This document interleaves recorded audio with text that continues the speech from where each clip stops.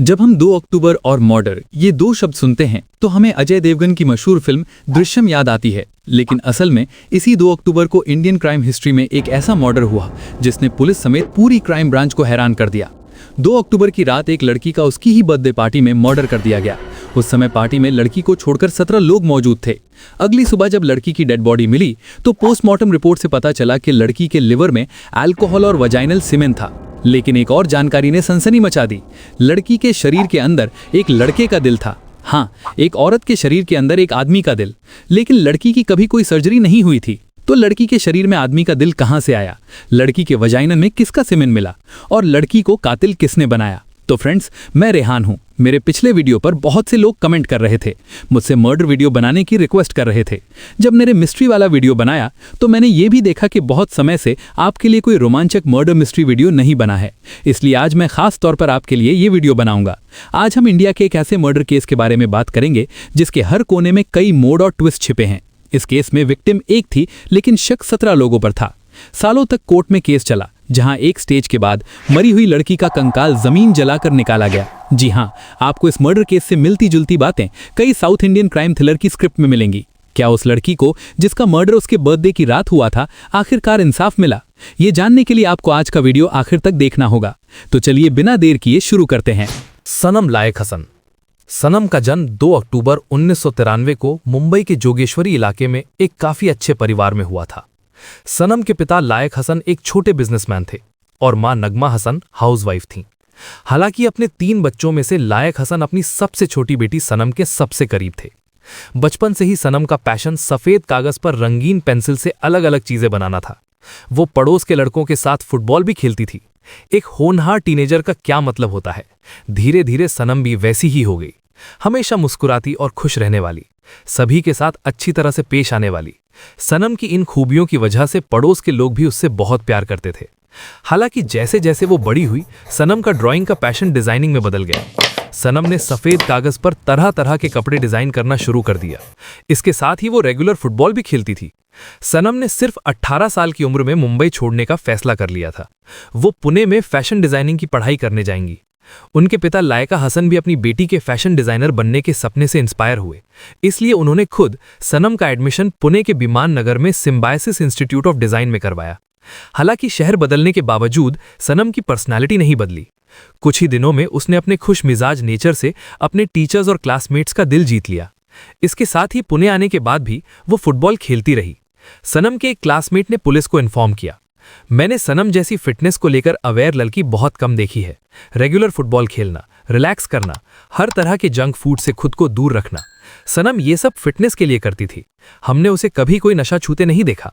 तो सनम के लिवर में जो अल्कोहल मिला वो कहां से आया? ये जानने के लिए आपको मोहनेश विजय बोराटे को जानना होगा। ये मोहनेश कौन है? सनम कॉलेज की पढ़ाई के साथ साथ अपना गुजारा चलाने के लिए पुणे के एक शॉपिंग मॉल में एल्डो ब्रांड के शोरूम में काम करती थी। हालांकि ये पार्ट टाइम जॉब थी, लेकिन सनम के आकर्षक स्वभाव ने इतने कम समय में ही ग्राहकों का दिल जीत लिया। बहुत से लोग पहले सनम को देखने आते थे। बाकी ग्राहकों की तरह सनम का आकर्षक रूप भी पसंद किया जाता था। एल्डो शोरूम के स्टोर मैनेजर महेश विजय बोराटे। महेश सनम से सिर्फ 4 या 5 साल बड़े थे, इसीलिए इस उम्र में एक लड़के का लड़की को पसंद करना बहुत स्वाभाविक है। तो धीरे धीरे महेश और सनम के बीच दोस्ती हो गई। ऐसे ही समय बीतता गया और फिर अक्टूबर का महीना आया। 2 अक्टूबर, सनम का जन्मदिन। लेकिन सनम ने 2012 का वो दूसरा अक्टूबर कैसे बिताया, अब हम ये जानेंगे। 2 अक्टूबर 2012, सनम का जन्मदिन। लईक हसन, नगमा हसन और उनका बड़ा बेटा अपनी बेटी को उसके जन्मदिन पर सरप्राइज देने के लिए बंबई से ट्रेन से सुबह सुबह पुणे पहुंचे। स्टेशन से उतरते ही वे तीनों सीधे सनम के हॉस्टल की तरफ भागे। अपने जन्मदिन की सुबह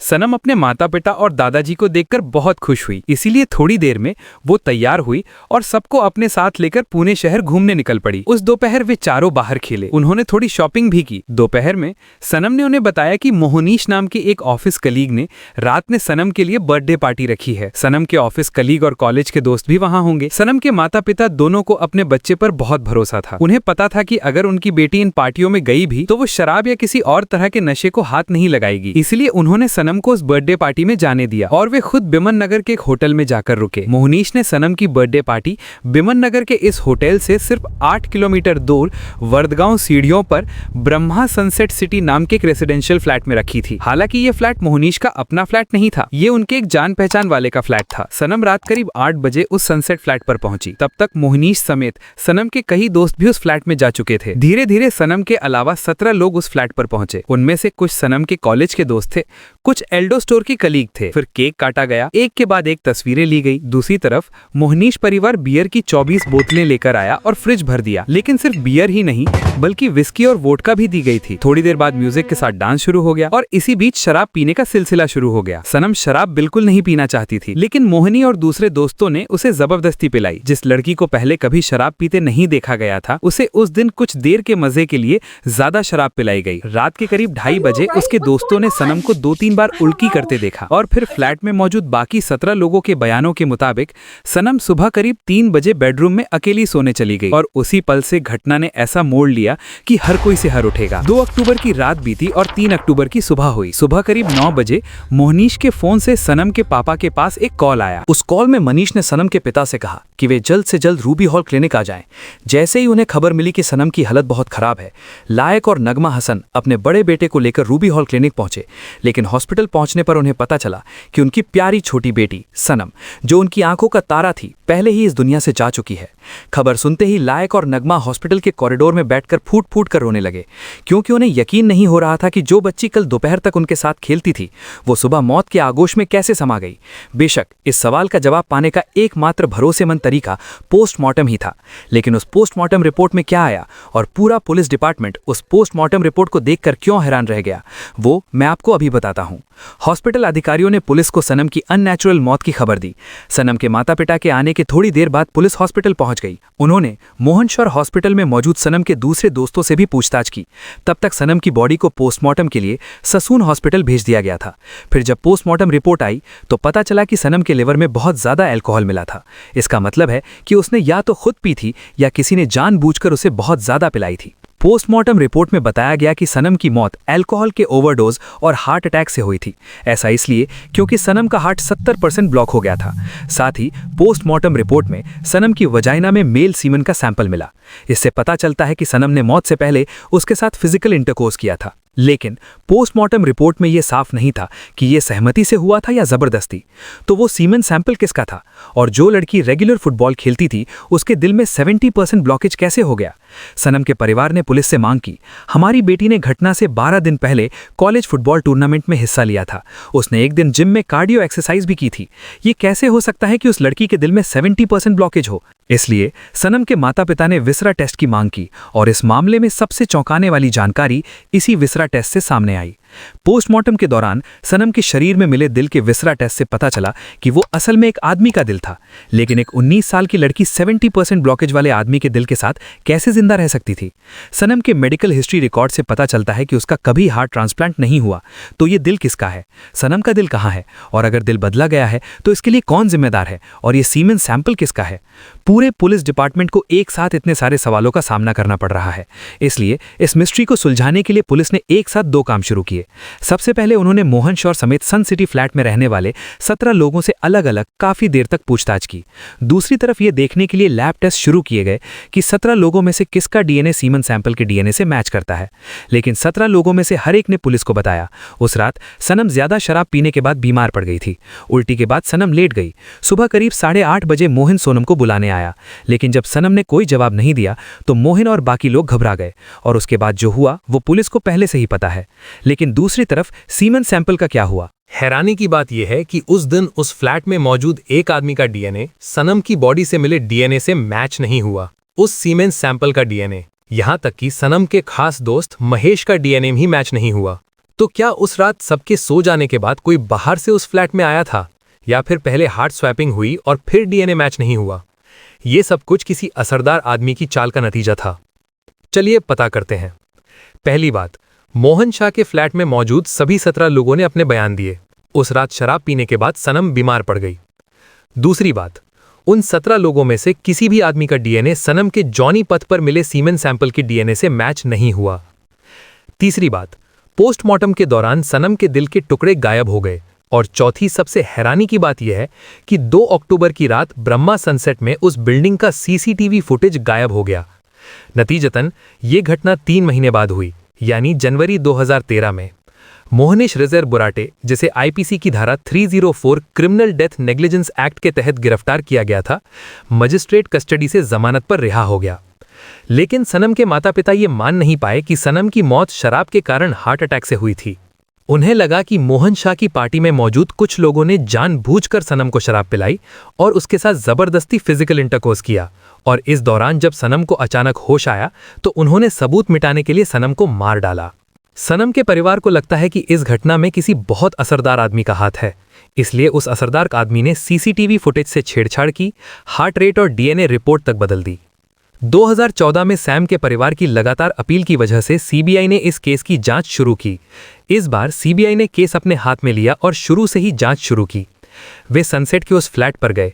उन्होंने ये पता लगाने की कोशिश की कि उस खास तारीख का सीसीटीवी फुटेज क्यों गायब था। उन्होंने महेश के कॉल रिकॉर्ड देखे। सीबीआई अधिकारियों ने महेश और सनम की पर्सनल चैट भी पढ़ी, लेकिन जांच के हर कदम पर उन्होंने देखा कि किसी ने या किसी चीज ने सब कुछ एकदम साफ कर दिया था। कहीं भी सिग्नेचर प्रूफ का नामो निशान तक नहीं था। सीबीआई अधिकारी समझ गए कि ये एक चालाक दिमाग का खेल है, इसलिए उन्होंने मोहनिस समेत उन 17 लोगों को फिर से पूछताछ के लिए बुलाया। घंटों तक मैराथन पूछताछ चली, लेकिन नहीं, इस बार भी सीबीआई को कुछ नहीं मिला। अधिकारियों ने उन सभी का बैकग्राउंड भी चेक किया, लेकिन किसी भी असरदार व्यक्ति का किसी से कोई लिंक नहीं मिला। इसलिए अधिकारियों ने फिर उस दिल की तलाश में दबिश दी, जिसे शायद ससून हॉस्पिटल के मुर्दा घर में सावधानी से बदला गया था। और यहीं पर इस केस में सबसे बड़ा ट्विस्ट सीबीआई अधिकारियों को इंतजार कर रहा था। जिस दिन सनम की ऑटोप्सी हुई, उसी दिन उस हॉस्पिटल में 3 और लोगों की भी ऑटोप्सी हुई थी, और ऑटोप्सी का नियम है कि उनका वीडियो फुटेज रिकॉर्ड किया जाए। लेकिन अक्टूबर में ससून हॉस्पिटल में जिस डेड बॉडी की ऑटोप्सी हुई, उसका कोई वीडियो रिकॉर्ड नहीं किया गया। तो क्या हॉस्पिटल का स्टाफ और डॉक्टर भी इस घटना में शामिल थे, या कोई ऑर्गन ट्रैफिकिंग गैंग इस घटना में शामिल था? सीबीआई ऑफिसर्स इन सभी सवालों के साथ कोर्ट गए और उन्होंने सनम की डेड बॉडी को कब्र से निकालकर दोबारा जांच करने के लिए अप्लाई किया। वो परमिशन जुलाई 2016 में मिल गई। नतीजतन सीबीआई ऑफिसर्स ने फैसला किया, अगस्त 2016 में सनम को कब्र से निकाला जाएगा। लेकिन फिर क्या हुआ? क्या सनम के कंकाल ने इस केस का रुख बदल दिया, और क्या कातिल आखिरकार पकड़े गए? चलिए जानने की कोशिश करते हैं। अगस्त 2016 की एक चमकदार सुबह थी। उस दिन मुंबई का वर्सोवा कब्रिस्तान लोगों से भरा हुआ था, बिल्कुल फिल्म दृश्यम के किसी सीन की तरह। पुलिस, मीडिया, वकील, मजिस्ट्रेट, सब लोग मौजूद थे। सनम के माता पिता और दादा भी मौजूद थे। थोड़ी देर कब्र खोदने के बाद सनम का कंकाल बाहर आ गया। उसे देखकर सनम की मां फूट फूट कर रोने लगी। फिर सीबीआई ऑफिसर सनम के कंकाल को लैब ले गए। वहां सनम के शरीर से दोबारा डीएनए सैंपल लिए गए, लेकिन इतना कुछ होने के बाद भी कोई फायदा नहीं हुआ। सारे टेस्ट और रिपोर्ट एक ही जगह जाकर रुक गए। नतीजतन एक के बाद एक थ्योरी बनती गई।